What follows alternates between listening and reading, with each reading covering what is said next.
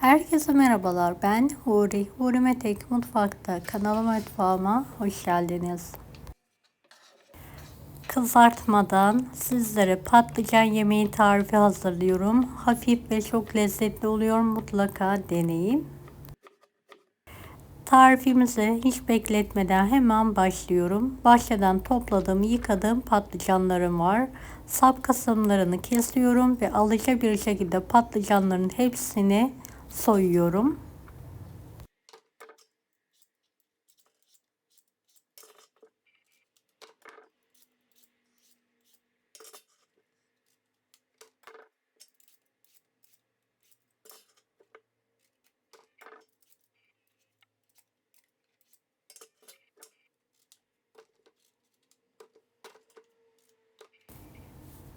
Beni hangi ülkeden veya şehirden izliyorsunuz merak ediyorum. Yoruma yazarsanız sevinirim.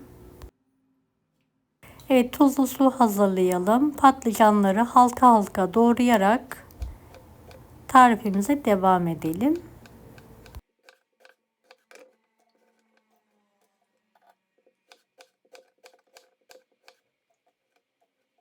Evet, doğradıklarımı tuzlu suyun içine alıyorum. Kalanları da doğramaya devam ediyorum.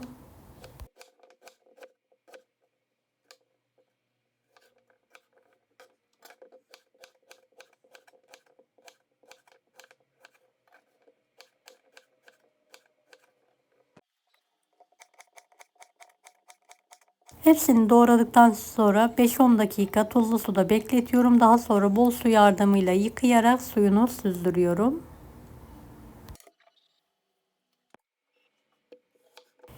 Evet, harcımız için 4 adet kuru soğanı yemeklik olacak şekilde doğruyorum.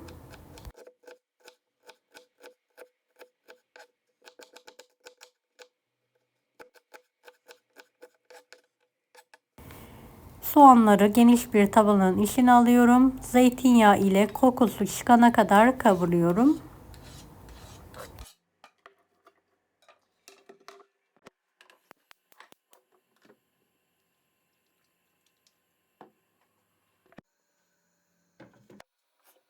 Şöyle yarım tabak sivri kıl biberlerim var. Sap kısımlarını keserek temizliyorum ve biberlerimi şöyle ince ince doğruyorum.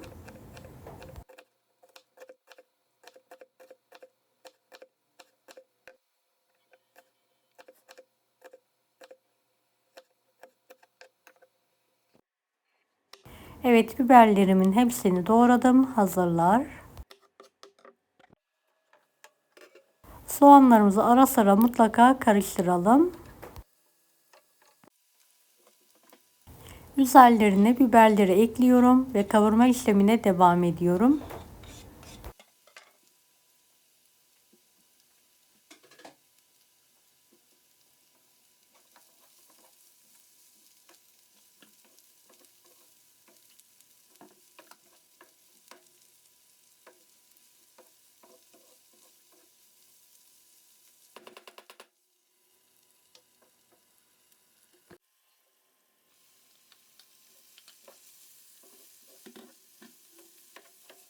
Evet, ara sıra karıştıralım.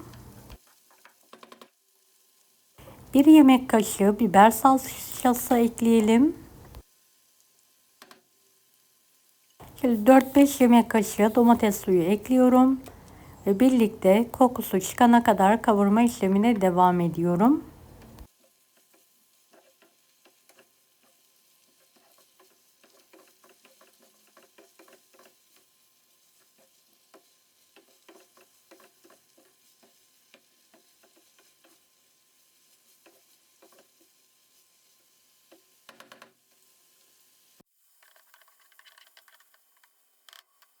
Ve yarım kavanoz kuşbaşı konserve et ekliyorum.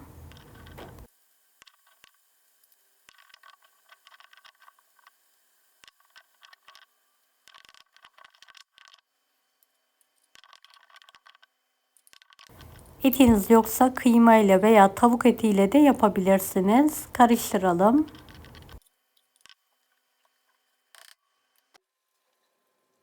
Biraz pişirdikten sonra tekrardan karıştıralım. En son tuzunu ve baharatını ekleyelim. 1 tatlı kaşığı tuz ekliyorum ve karıştırıyorum. Bolca kekik, kimyon, acı pul biber, karabiber ekliyorum ve karıştırıyorum. Altını hemen kapatalım.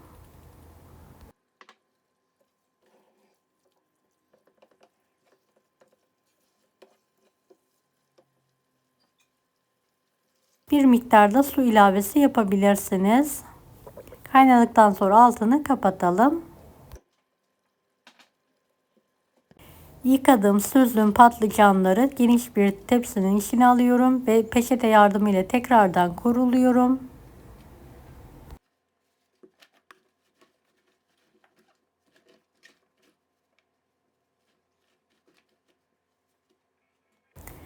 Evet, şöyle 1-1,5 tatlı kaşığı tuz serpiyorum. Biraz zeytinyağı gezdiriyorum. Ve karıştırıyorum. Yağın her tarafına gelmesi için dikkat ediyorum.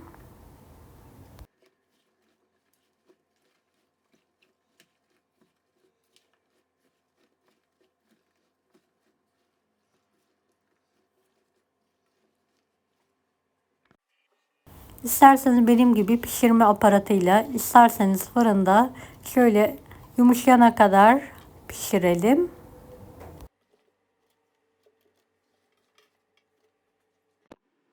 Evet, patlıcanların bir kısmı pişti. Yarısını tencerenin altına alıyorum. Üzerine hazırladığım harcın yarısını şöyle kaşık yardımıyla alıyorum.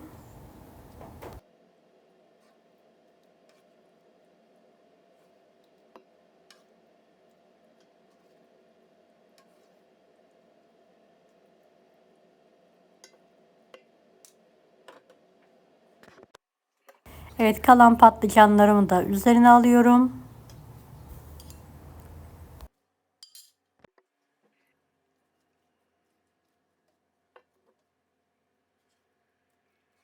Ve etin hepsini tencerenin üzerine eşit miktarda yayıyorum.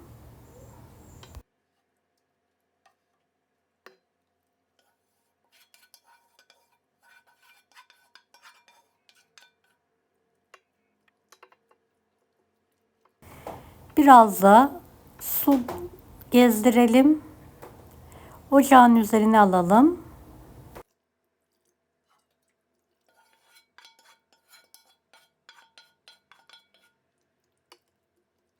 Kaynayana kadar yüksek, daha sonra kısık ateşte yemeğimiz özleşene kadar pişirelim.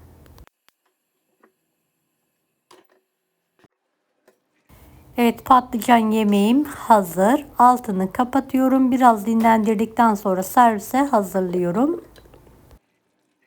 Deneyecek olan herkese şimdiden kolaylıklar dilerim. Kanalıma ücretsiz abone olmayı unutmayın.